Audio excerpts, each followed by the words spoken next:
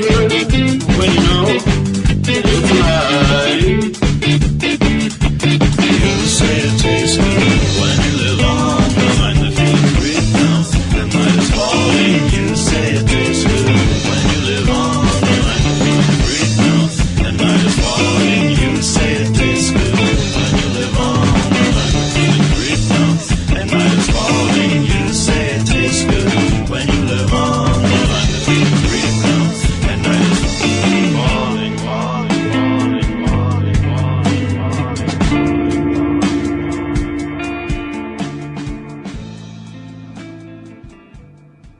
Greetings, everybody. Happy Special Friday, March 20th, 2015. You're here live with Lavonne. I'm happy to be here with you. Super excited, not only because it's Friday and I have a guest, woo, but we're Monday through Friday now, and we have lots of awesome things to tell you every day at 8 o'clock. So check us out. UCY is our home. We love it here. My guest is also a member of our home radio show host here on UCY, Liam Scheff. Thank you so much for being with me. Right, metaphorically. Hi. Hi. Well, All right. How's the audio? I'm coming in through a little mic, and I've been moving about, so I'm in a new, undisclosed location. you sound just fine, dear. Okay, good. In the words of my new friend, worry not, worry not. All right. But Liam here, I want to tell people about you. You're an author. In addition to hosting a show, you're an artist. You say that you're pro-sex, anti-toxic science, anti-mind control. You say plant a garden. All of these things I agree with. So let's talk about what you do. I've just written one book. I'm writing my next book. My new book that I'm writing, more or less out loud as I go, is called This Is All Temporary. My first book was called Official Stories. It was a reverse textbook to, I think, all the fibs that I had experienced growing up in school.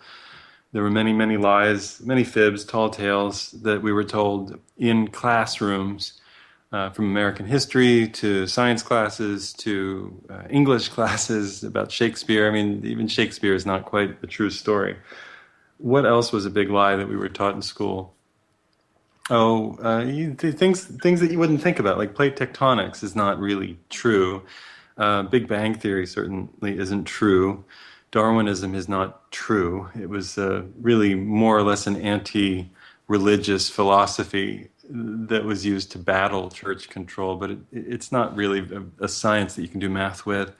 Let's see, cancer theory, HIV theory, vaccine theory, what are the other things? American history, manifest destiny, that's all oil, CIA, that kind of stuff.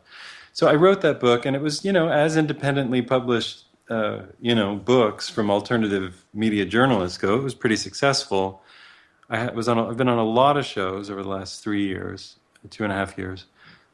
But I'm not a conspiracy guy in the sense that I don't derive my greatest pleasure in life from, what do they call woodshedding, going to the depths of every conspiracy to figure out, as a friend of mine was really getting into this, because I cover JFK in my book, Official Stories. And, I went as far down the rabbit holes as you can go. And a friend of mine said, oh, well, and he was going on another tangent about Lee Harvey Oswald or something. I said, and he asked me, and he said, well, do you think that's true? And I said, I don't need to know the color of Jackie O's lipstick on the day that John Kennedy was shot to know that it was a conspiracy. There's some details that don't really interest me. Once you figure out the general principle of the thing, then you have to put that principle to use. And the principle that I took out of doing Official Stories, or that I came to actually write the book with, was that official stories exist to protect officials. That's a skeleton key to history, and it's always the case. Mm-hmm. But this is the end of my spiel. This is the end of my spiel. Right. But now I need to be proactive because I see things changing so radically in the culture. I see oil decline happening in front of my eyes. I see California giving up the ghost of the water that it's been stealing for 40, 50 years. Mm-hmm. And I know that the radical changes that people think will happen by helpful meditation or shift of consciousness are going to be ugly. And I'm trying to get a little ahead of the curve and bring some people with me.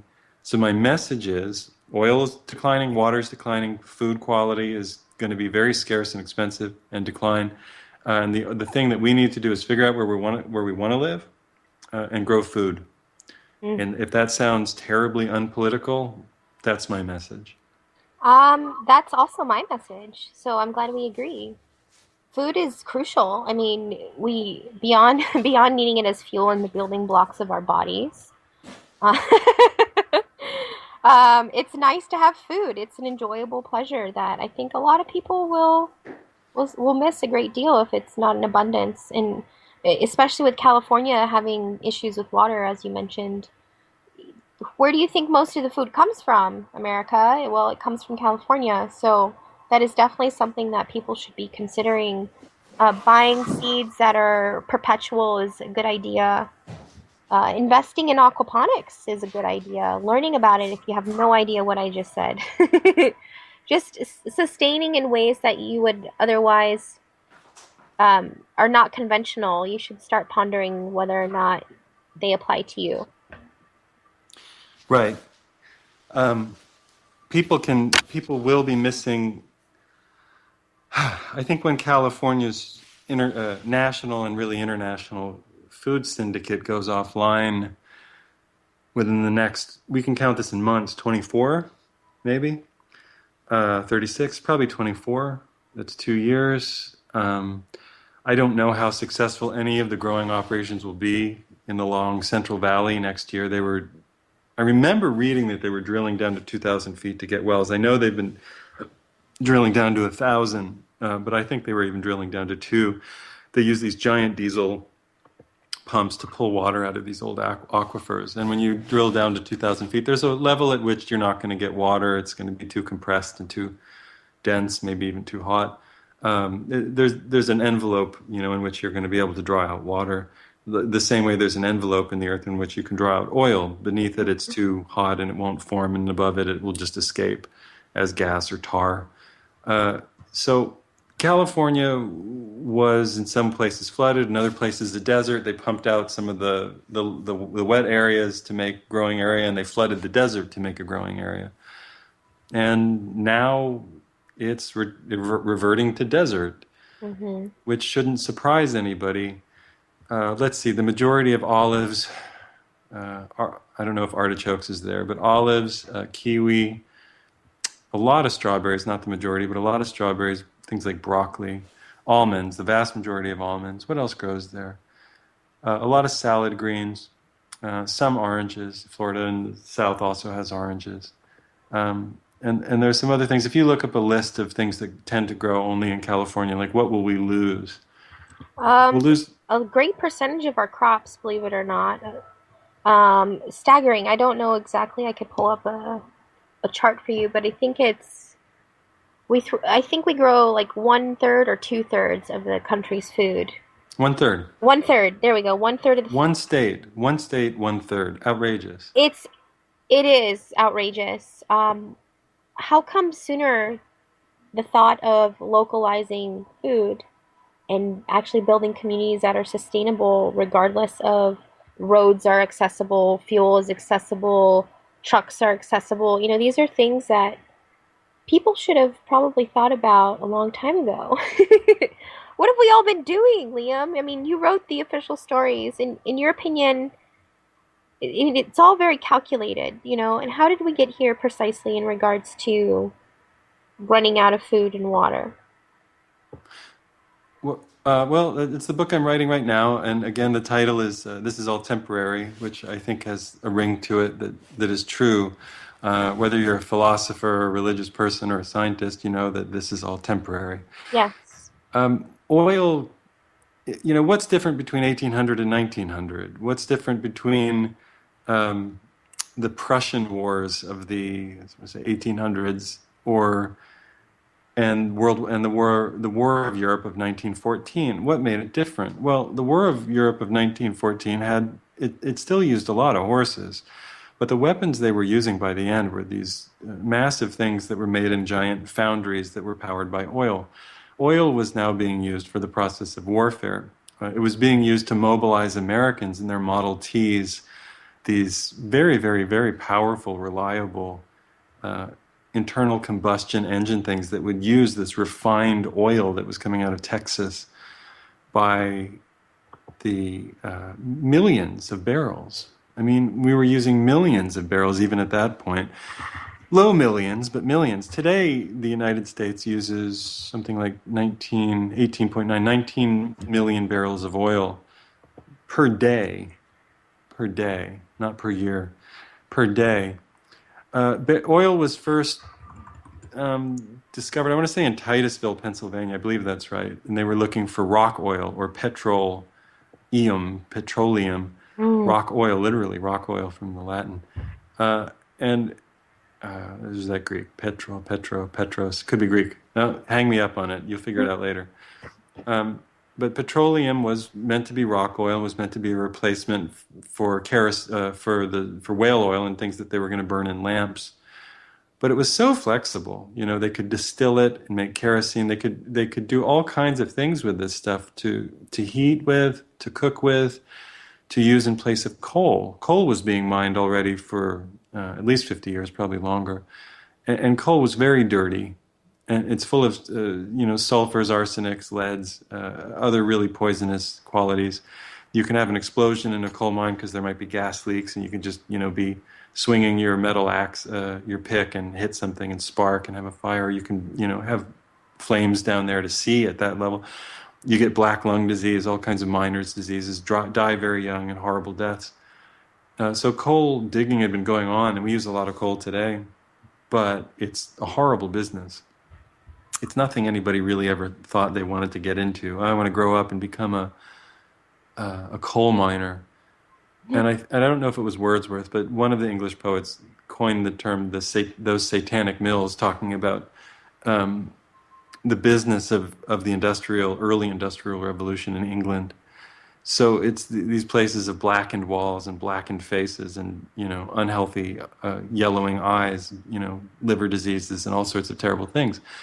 So oil comes about, and it's relatively easy to get. Once you drill down, it's capped by maybe a sandstone rock or maybe a limestone rock, and it tends to burst forward or burst upward, and you just collect it. Mm. Then you filter it, and you can heat it and refine it to different grades. You heat it a little, and then the lighter stuff rises to the top, and you collect it as a gas, and you collect it, and you get these very light, incredibly combustible fluids. Well, that becomes jet fuel, and then you get the next grade, which is a variety of gasolines. Then you get the next grade, which is diesel. Then you get the next grade, which is like, fuel oil, which is heating oil, which is really dirty stuff. And then beneath that, you start to get these other weird things. And they find that you can use this stuff to pave roads. I mean, you can, instead of using concrete, you have to dig up lime, heat the lime to make limestone with concrete, and really do a lot of work, use a lot of water. You can just use this oil residue and pave roads with it. It's fantastic. Somebody else figured you could heat these things, polymerize it, change by heating it and mixing it with another couple of chemicals. It's really a secret ingredient. I mean, the plasticizing is still, as far as I know, held as a kind of a worldwide secret. But plastics come out of petroleum. You could replace all the rubber trees in the world with this same stuff. Mm. And it's bursting out of the ground by hundreds of thousands of barrels a day and then millions of barrels a day across large fields. And that's why the United States looks like it does, as opposed to Europe. Europe looks like a bunch of small towns built around town centers that are comfortable for people to go inside of on horseback or on their feet or on sleds or carriages. And America looks like these nodes collected by large, thick highways, Ah, you ah, know? yes, yes. Ah, it. You know, I work in a healing center, and it's almost like entering another realm when I walk through the doors of my office, because all the people who go in there live in a different place. They they come from a place of intention. You know what I mean?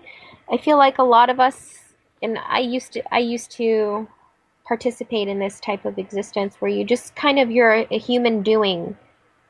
You're a human doing. You're not a human being. Does that make sense? That's like the simplest way that I can explain our culture is we've Yeah, become a mass that's a of humans doing. right. You're spinning in the wheel, the hamster wheels that were there when you got there. You're spinning in the wheels. Hmm. So I've proclaimed this a year of truth. So there comes a certain point when you can only walk by homeless people so many times, or you can only realize or perhaps ignore that factory farming is the cause of the depletion of water. Or it's sickening that we use so much water to raise animals just to slaughter them. There's got to be more sustainable ways to live, and it's alarming to me that for so long it's not been in the forefront. Because I mean, like, okay, working in a healing center and realizing the potential and the power within the human frame, and then observing the collective massively self-destructive, it really leaves me pondering. It really puzzles me at how a species that is ultimately self-sustaining, in the essence that our cells are repairing and practicing homeostasis constantly, but we choose to be destructive. Is that the essential truth of the universe, the yin and yang? There's always a balance. Are we testing our are we testing our genetic abilities by hindering ourselves and making ourselves stronger subconsciously? I know this is temporary and this is an experience, but why not have the most optimal experience? Like living dangerously is fun, but what's the point? I guess. Well, we inherited it. We're a tribal species. We're a kind of animal species. We have language. We're tool makers. We're storytellers, and I think that we tend to live inside of a mental framework of mythologies that we inherit and adjust, sort of within templates that are, I don't know, intrinsic to our being. Mhm. So we got into a world and things looked the way they did, whatever it looked like when you got here and whatever it looked like when I got. There were restaurants by the roadside and there were cars, and there were new cars every year. And Mhm. when I was born, we were in more of a depressed economic state, probably than when you were born. I was born in '71. Mhm. And the '70s, taught me that America can be a very depressing place economically, whatever that means. It just means that people don't have many new things. It really doesn't change human nature very much. It just means people don't have many new things, and things don't come from China all the time. What's wrong with Um, that? That's cool. That's awesome. We don't always need new things. no, we don't. And that food can be quite local, and but still, food wasn't very good when I was growing up. We went to the grocery store. There was still a lot of local food, but it tended to be summer food. Corn and tomatoes, that sort of thing. Mhm. But the quality of oil, which we haven't discussed, is the incredible volume of energy in oil. And that's one of the things that oil researchers have been talking about for a long time. Colin Campbell, Richard Heinberg, in his excellent way. Mike Rupert talked about it. Rest in peace, Mike. Uh, and these conversations, Matt Simmons. Anyway, these conversations have been had and had and had, but it doesn't really sink in. And I think now might be a good time for people to let it sink in. People are wondering why water could possibly run out in California. Well, water was never supposed to really be where it was delivered to. It was rerouted about two and a half hundred miles from the Owens Valley down to Los Angeles to allow Los Angeles to boom as a competitive city with, let's say, New York or Chicago, which are on water sources, rivers, or bays, flowing water all around them. So Los Angeles doesn't have that. It has sort of a messy spillover in the middle of the desert there, the Los Angeles River, that was unmanageable and didn't really irrigate anything, and it's not farmland. Um, then they decided to put that into cement and just run it down like some sort of tragic, toilet down, I think, out somewhere in Long Beach. But Los Angeles is a desert city. San Diego is a series of oases, like Palm Springs. what made them grow was the power of oil. And we used to build the world on the back of animal labor. Mm-hmm. And, animal labor is certainly worth more than human labor. Animals can eat things that we can't eat. They can eat grass, cellulose, digest it, and move heavy objects. So you might get 4 times, 5, even 10 times the amount of work from an animal that you can get from a human. That sounds pretty good, but the animal has to rest and you have to feed it. But it produces dung, which you can use as for firewood, essentially. You can burn it or you can refertilize fields with it. So that's pretty good. Well, oil beat animal labor by a significant factor. Now, animal labor was still, I think, if I remember this correctly, by 1860, which would have been just before the Civil War, if I have that right. 1880, 60, 70, just around there. Yeah, just the Civil War era. Animal labor still accounted for a large percentage of all work done even though we had coal. I think it was in the 60-something% of work that was animal labor. And then there was a large portion that was human labor. And human labor, of course, at that point would have been slave labor. And that is the truth for all of Western history, from the Roman Empire, Babylonian, Assyrian, Persian, Greek, Roman, the Middle Ages. Labor was done by people. The work that was done by people. That's why there were no airplanes, because people can't make 20 or 40 tons of steel fly through the sky, or aluminum or whatever, fly through the sky. No matter how many of them there are, they can't do it. They can't be earth movers at the rate of one steam shovel. People can't do the work that oil and coal can do, because oil wasn't just worth 10 times the amount of human labor. It wasn't worth, 10 portions of 8 hours of labor. It was actually worth something like 23,000 hours of labor. So a barrel of oil, which is 42 gallons, is worth about 23,000 hours of human labor in terms of heat produced. You can apply that heat to boiling water, or you can just ignite it in metal chambers and drive pistons with it. When you drive a piston or turn a jet turbine, you can make 20 or 40 or 60 or 80 tons of steel fly through the sky. We developed that power only after finding oil. A barrel of oil is worth 23,200 hours of human labor. If you want the number that's generally agreed upon, 5.8 million British thermal units. That's one barrel. As I said, we use 19 million of those every day. 19 million barrels of 23,000 hours. 23,000 hours is about equivalent to 2.67 years. 2.7 years, nonstop, 24-hour-a-day labor. 2.7 times 19 was about 51. We do 51 million years of work per day in this country. Holy. Okay, I've never heard it explained quite that way in comparison to oil versus labor hours, be human or animal. When you paint a picture in such a vivid way, it's even more alarming. Oh, It should be alarming. it's very alarming. Now ask yourself how it's possible. How is it possible to do 51 million years of work per day? Well, how many people would it take to move all the UPS trucks in the country? The 20-something hours a day that they drive around, whatever it is, from 6 a.m. to 10, whatever it is. The 18 hours or 16 hours. How hard would it be to push one of those 2 or 3 ton trucks around at 20 to 60 miles per hour? How hard would it be? Well, it would take hundreds of people to get one truck moving as fast as people could, maybe 3 dozen people to get one truck to move as fast as people could possibly move it. And that would only be what, 8 miles per hour, 10 maybe, down a hill maybe. And then the hill is made of what? The hill is made of tar.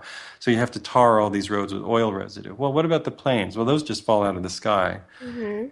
And the trains moving at 40, 60, 70 miles per hour. How many people can't go that fast?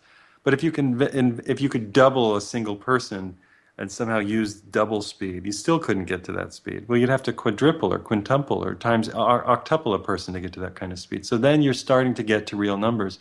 You'd have to use, hundreds of quintupled people to push something that heavy. And then you start to see the problem. That's how we do all of that labor in one day. We are driving miles to pick up a gallon of, rice milk, and we still think we're being environmental to do it. Mm-hmm. It would take you weeks to push a car. as far as people go to do simple errands. It would take you weeks. A pre-existing car with wheels, Hmm. a couple tons of metal, a ton of metal. It would take you weeks to push it. I mean, it's an incredible amount of work. You'd have to eat, you'd have to rest, you'd have to drink water. When oil runs lower, and it has run lower, that's why we're fracking. But when the fracking bubble bursts, which should be about next year or the year after, we're going to be living in a lower energy economy. And that's going to be really, really hard. It's going to destroy most American businesses that rely on anything at a distance. True. Things are definitely going to be affected, but I think that pressure creates change. It, it's the most brilliant ideas arise from times of stress. So I think that, people are becoming more aware, and it's going to be a catalyst for said alterations of lifestyle. This weekend I'm giving a speech locally here in San Diego because it's Sunday is Global Wide Water Day, and I'm going to propose a solution for saving water. I'm not going to say anything now, but I want people to just be aware of the things we're talking about tonight and think of little things they can do um, in their daily lives to save some water.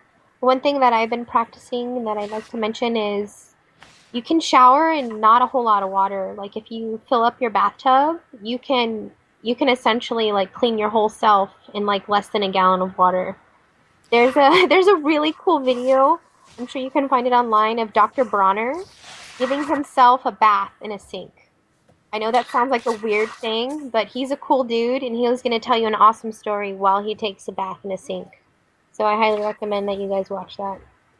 Yes, that's nice, but you said before what I think the estimate for how much water is essentially civilian use. Let me use the word civilian for non-agricultural use is tiny. It I is mean, tiny. It is tiny, but so it won't really matter. I mean, if everybody saves water, it won't change a thing, because because you already said it. Their industry uses the majority, and the industry that uses the most, you already said it. I know I already said it. But Well, I we'll also say want it again. the way that we raise animals, like our agricultural farming tendencies, is not only ridiculously unethical, but it's outrageously expensive. It's costing us health, it's costing us years of growth and sustainability, and it's damaging our home. Um, and it boggles my mind because I think in a manner of energy, vibration, and frequency. The great mind Tesla said, if you wish to understand the universe, think in those terms. So I apply that to my existence.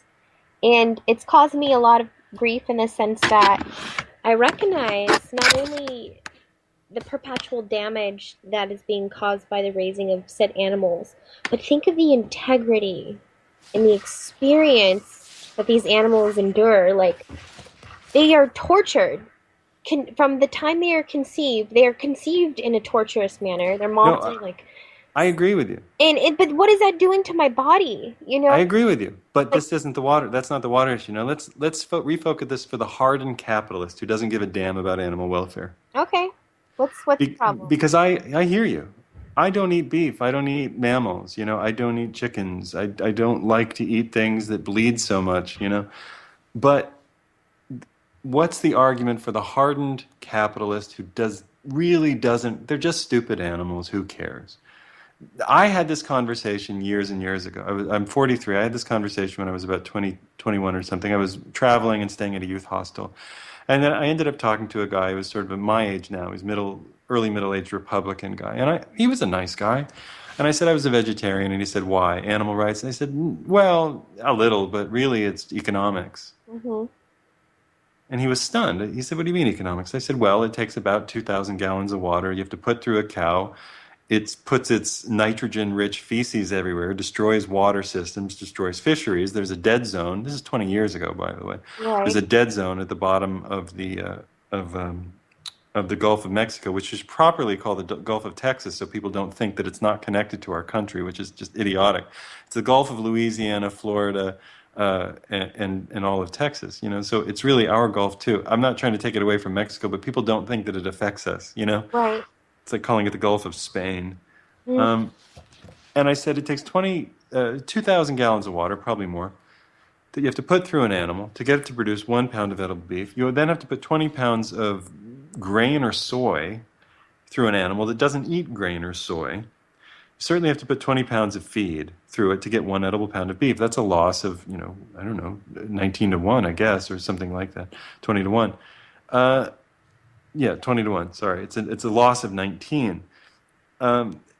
And it's a loss in terms of water value if you compare it to oats or wheat or lentils of close to 2,000 gallons, pretty close to 2,000 gallons of water lost. And he said, well, I never thought about it that way. And I said, well, now you have.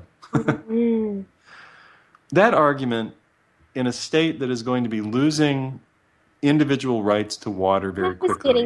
I was getting there, but the intention of it is very important too. Not only are we spending a great deal of water, but we're putting fuel in our bodies that may not be beneficial in regards to provided energy. Oh, no, it's not nourishing at all. But I have to tell you, capitalists don't care. True, but what if they did? But they don't.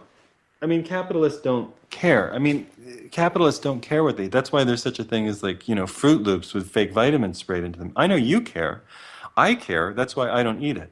But if you were just making this argument to people who you wanted to not run away going, oh, it's a hippie talking about cow feelings, and you said, listen, stupid people, you're wasting 2,000 gallons of water per pound of your hamburger. 2,000 gallons. That's the majority. You're gonna be paying $10 a shower in a year, maybe 2 years in California. You're gonna be paying $10 for a shower, because all the businesses in the state will get exemptions. They just will. They'll have the backdoor agreements to do it. It will be insane. The cattle farms above Los Angeles on Route 5 will somehow find a way to stay open much longer than they should, when everybody in California should say, okay, that's it for animal agriculture in our state. That's not what we do here. We're not going to grow the world's almond supply, and we're not going to grow the world's cow beef supply. We're not going to do it. It's over. Okay.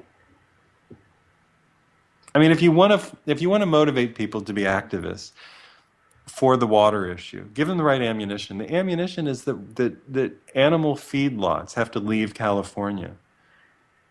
If people are going to want to stay there and be able to take, like more than a 30-second shower and more than a half a cup of water, it would behoove all of you to take a strong examination of CAFOs, captive animal feeding, factory farms. They don't like the name factory farm, so they changed it to CAFO, which is just another way of saying factory farm. They don't want it to sound too much like Holocaust chicken, or concentration camp. But that's essentially what it is. And the cow feelings and the animal feelings may not be important to some people, but you're right. Approaching it from the standpoint of, hey, we're losing a ridiculous amount of water as a result of this practice, and that's definitely a part of my platform. But just thinking from a, I don't know, what do you want to call it, quantum level, if you want to say, just because you can't see it doesn't mean it's not something that is existing. No, I agree with you. That's why I don't eat it. For all of those reasons. I don't want to eat things that have been tortured and mutilated and treated with that have such fear and hate molecules of in their body. I don't want to eat that. I get that, but I got to tell you, a lot of people don't care because it tastes good. Gotcha. But they'll care when they're not able to wash their cars, or they're not able to shower or water anything in their lawn.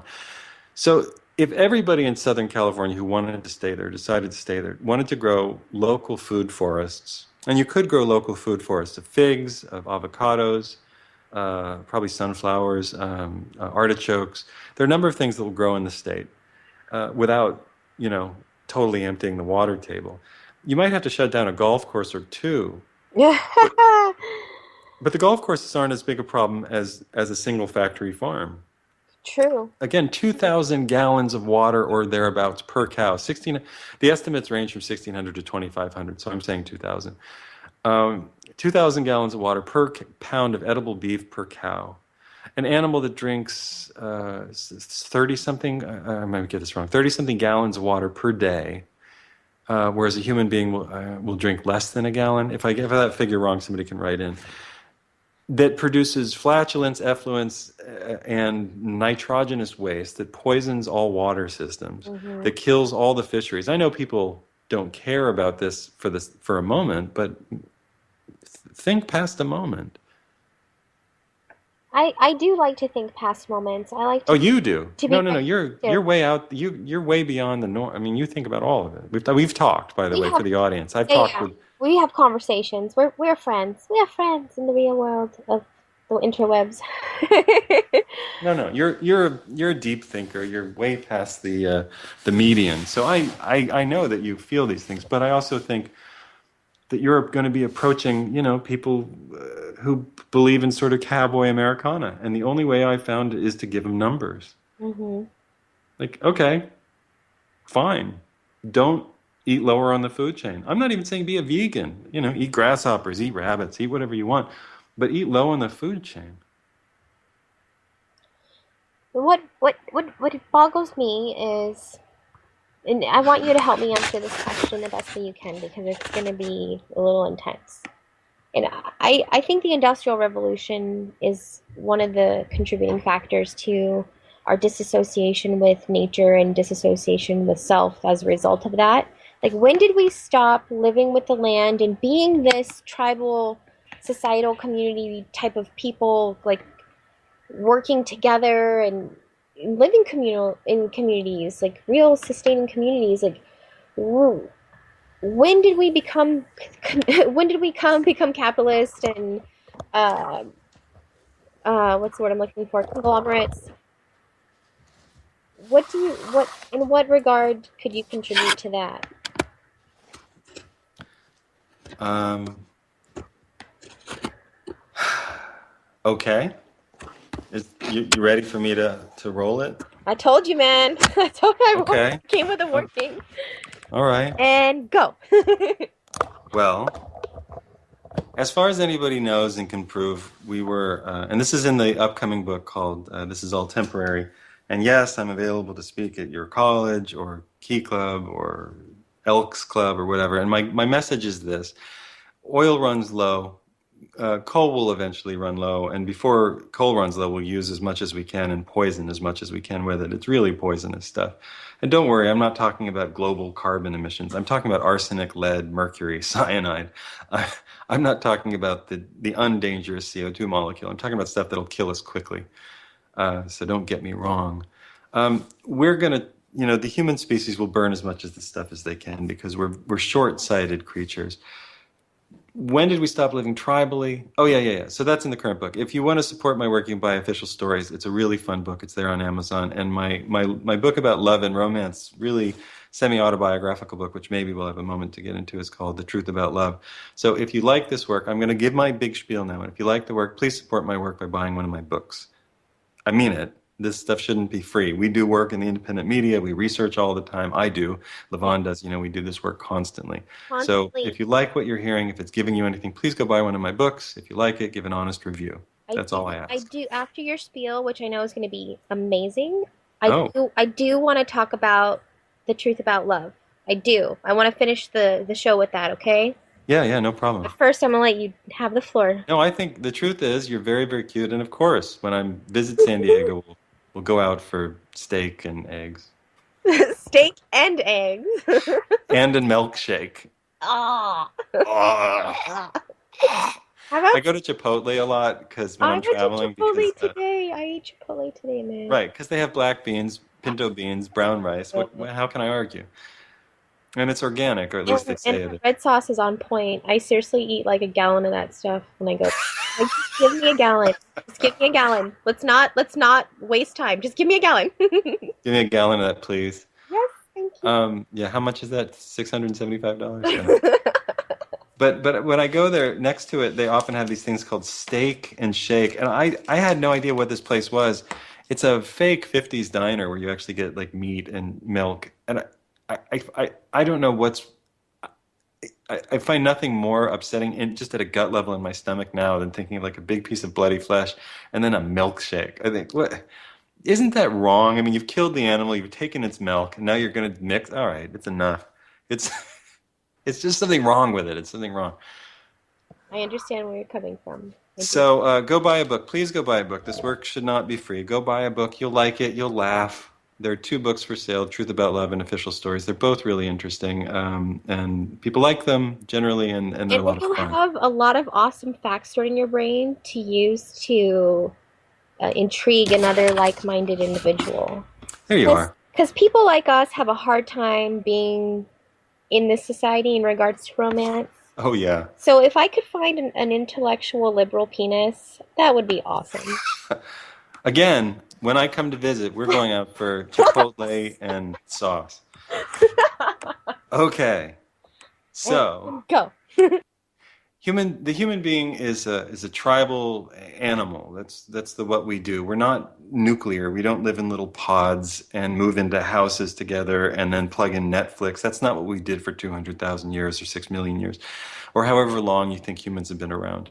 The general conservative estimate is 200,000 years, but then for a few million years there were human-like species all sort of competing and getting along and not getting along, etc. We were foragers. We wandered the land. We wandered seasonally. We tended to live low in the food chain. People, if they hunted, they didn't really hunt big animals. They more scavenged things that were left over. Apparently, Neanderthals, ate some lentils and some grains, and probably a lot of grasshoppers and a lot of small fish and lizards and frogs. A lot of a lot of roots that they would eventually cultivate and inbreed and inbreed and inbreed until they formed larger edible portions. Fruit likewise was inbred and inbred. You find the fatter, juicier ones, and then you replant those, or you just leave the seeds where they are, and So through this process of inbreeding, inbreeding, inbreeding plants, over a couple 100,000 years, we're this wandering species. We pick the food that we need. We eat a lot of low in the food chain things. We make babies. The children of the tribe. Any breastfeeding mother is as good as any other breastfeeding mother. So there isn't such a thing as daycare. There's no Montessori school. You don't put people on fast tracks to get into Harvard or Yale because there's no Harvard or Yale.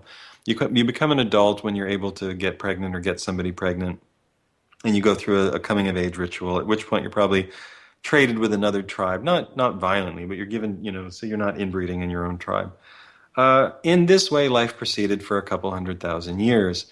But through that process of selecting and inbreeding different kinds of plants, wheat became heavier. It started to drop more in one area. In Asia, they did the same thing with rice.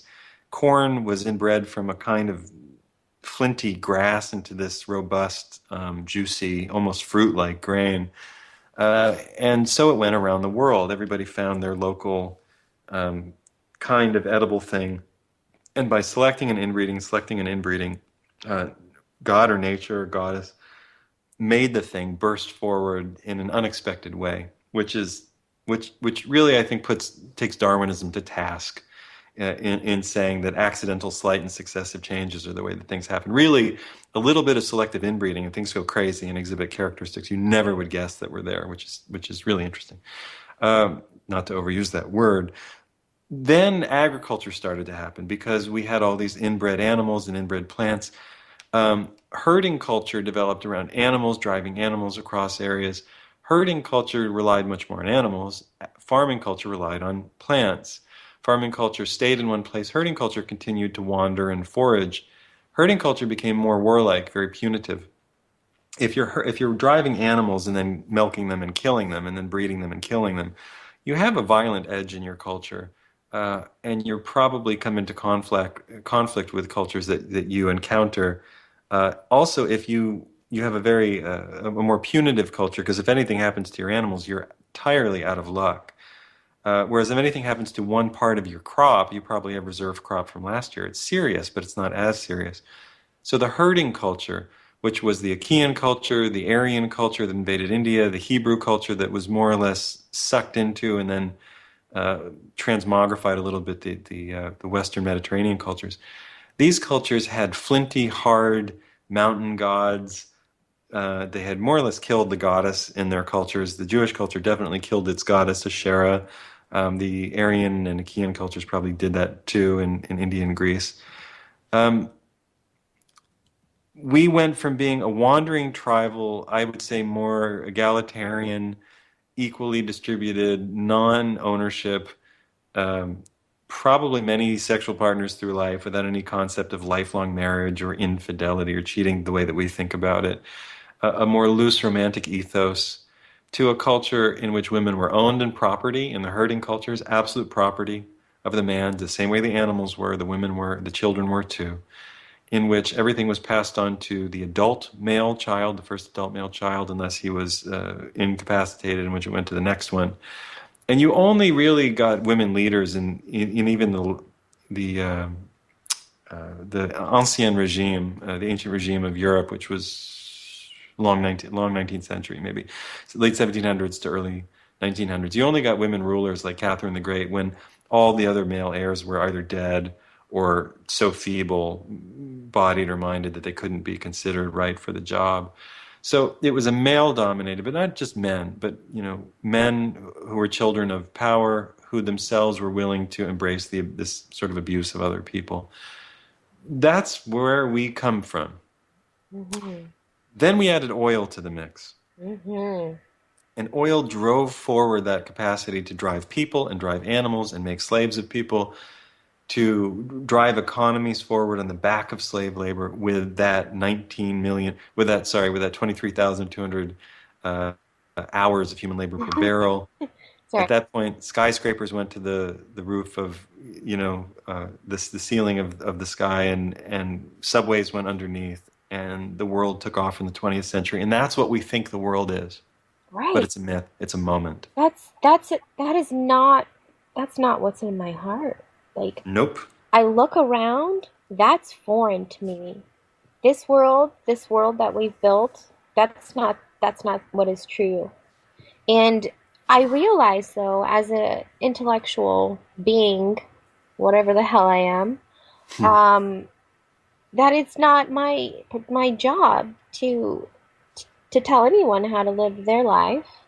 And I've come to understand that the manner in which we communicate these words, these sounds that we essentially we all made them up, and I hope that people hear me, but often they don't.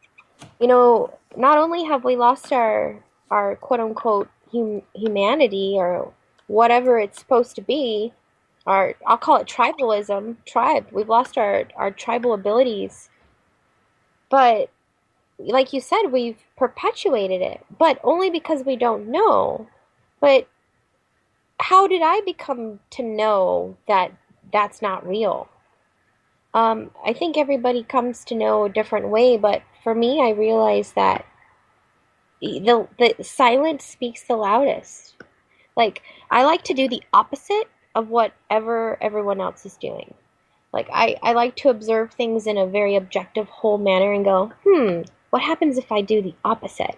And it's not applied to every aspect of life, but generally, that's that type of mind frame that the space I inhabit, because that's where ideas are made, and sometimes a lot of times, people don't understand me, but that's because I feel like this language is a barrier in this world is a barrier, and I often ponder how do we get back together? How do we unite people?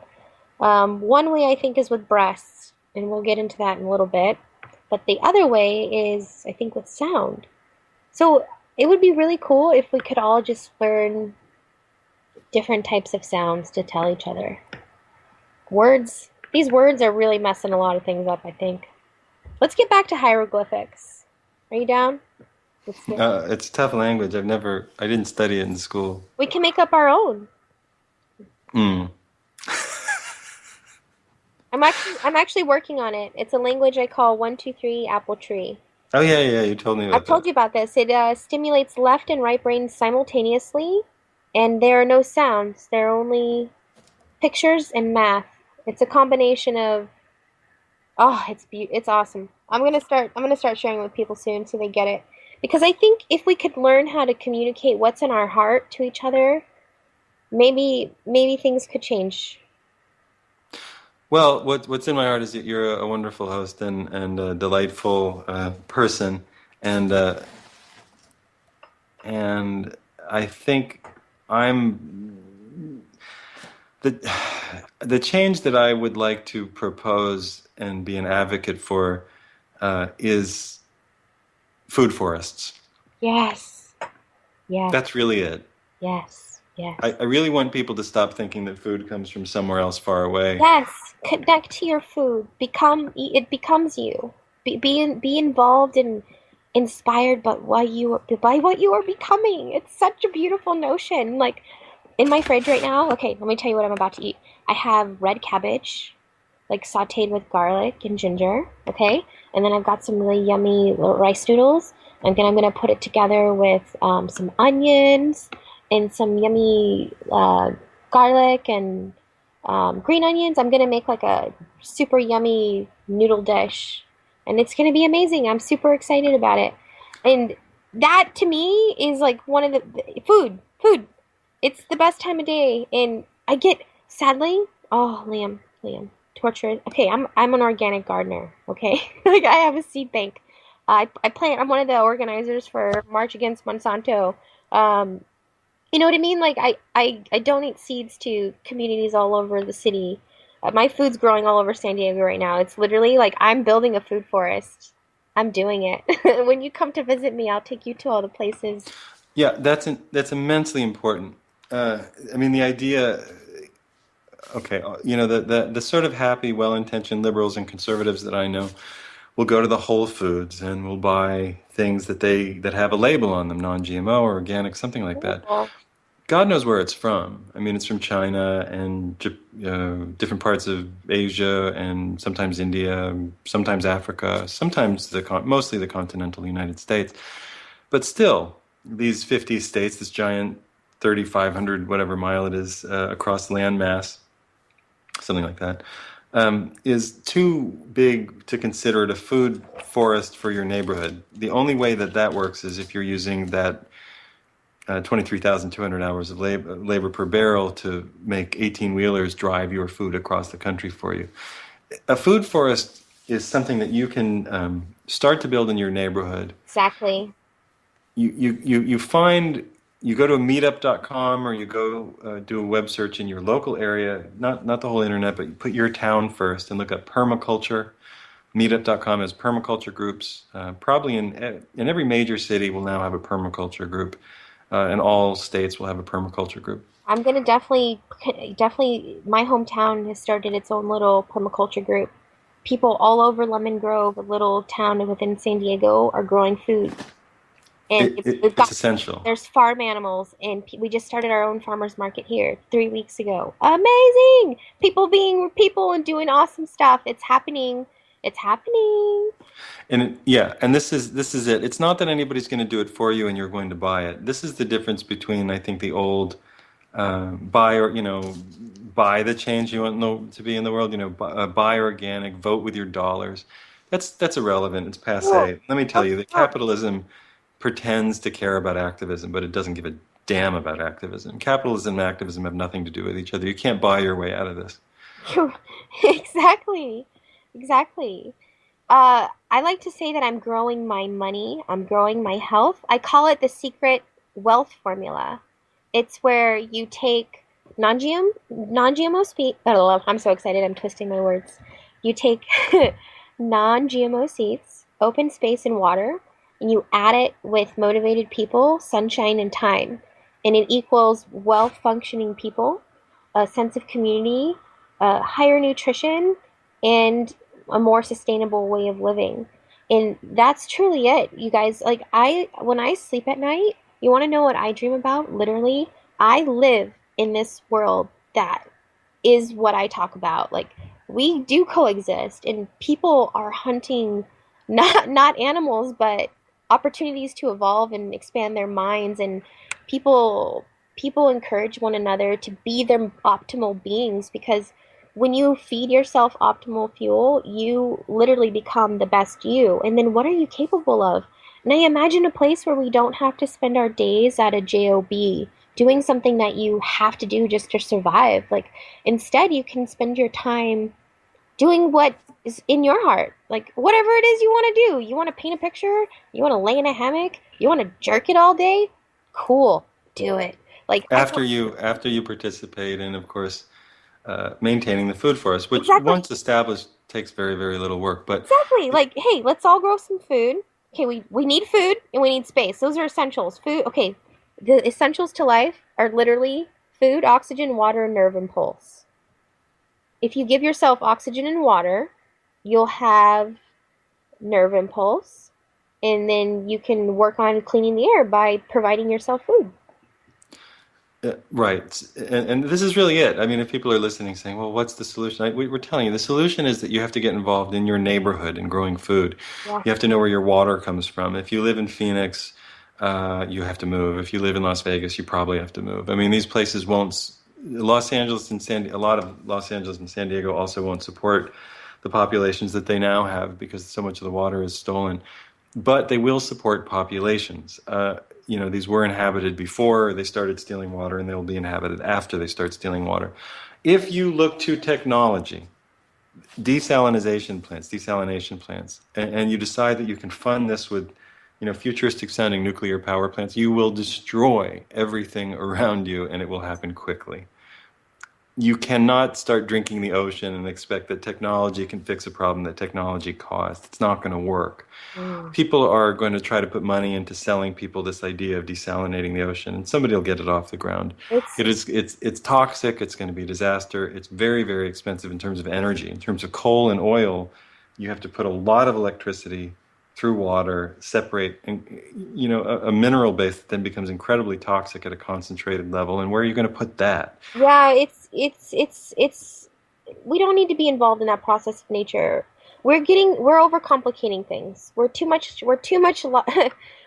one-sided in our brain. And I've been reminded so often, and this is a nice segue into next week's show of balance. We're going to talk about balance and how it's relevant in nature and how it applies to us. But let's talk about your book. What do we have? Seconds left?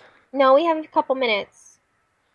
We have minutes. Well, firstly, thank you for having me on. We've been trying to do this for a little while. This was really fun. We're going to do it again. Yeah, no, you're a dear person, and I find you just immensely charming. So, It's mutual. also full of wonderful, interesting advice, and I think really good advice. And I hope people will take some of your advice and get into the food forest and permaculture business. So I wrote a book called The Truth About Love, which I won't have enough time to talk about. But yes, there's the music. Oh, Liam, we'll have to continue. Have a great What a week. cliffhanger. See you on same. I'ma let 'em know through the stereo. Yo, here we go through the stereo.